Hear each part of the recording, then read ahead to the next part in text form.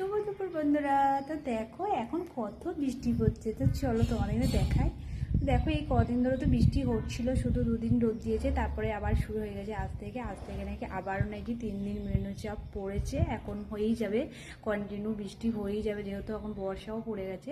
আর চলো এখন দেখাই আমাদের দুপুরে কি মেনু। দেখো ভাত এইদিকে, আর এইদিকে উচ্ছে ভাজা, এইদিকে পটল ভাজা, আর এইদিকে দেখো পেঁপে আলু মাছ দিয়ে আমি ঝোল বানিয়েছি। আর এখন করতে বাজে 1:30। আর তো চলো আমি এখন দুপুরে খাবার খাবো।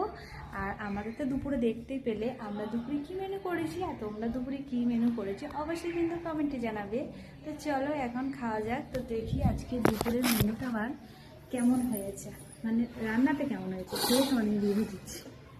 ঠিক আছে, চলো এখন আজকে মাছের ঝোলটা দিই। দেখো পেঁপেটা কত সুন্দরভাবে সেদ্ধ হয়েছে, দেখো একদম নরম হয়ে গেছে। চলো একটু আলু নিয়ে নিই।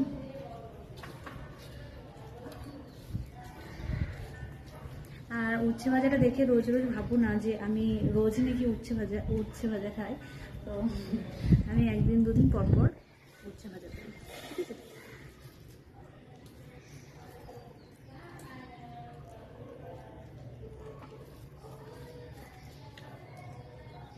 কি বলবো, অসাধারণ হয়েছে ঝোলটা, মাছের ঝোলটা পেঁপে দিয়ে।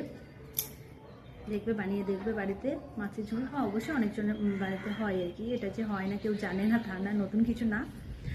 তো সত্যি করে কী বলবো, অসাধারণ,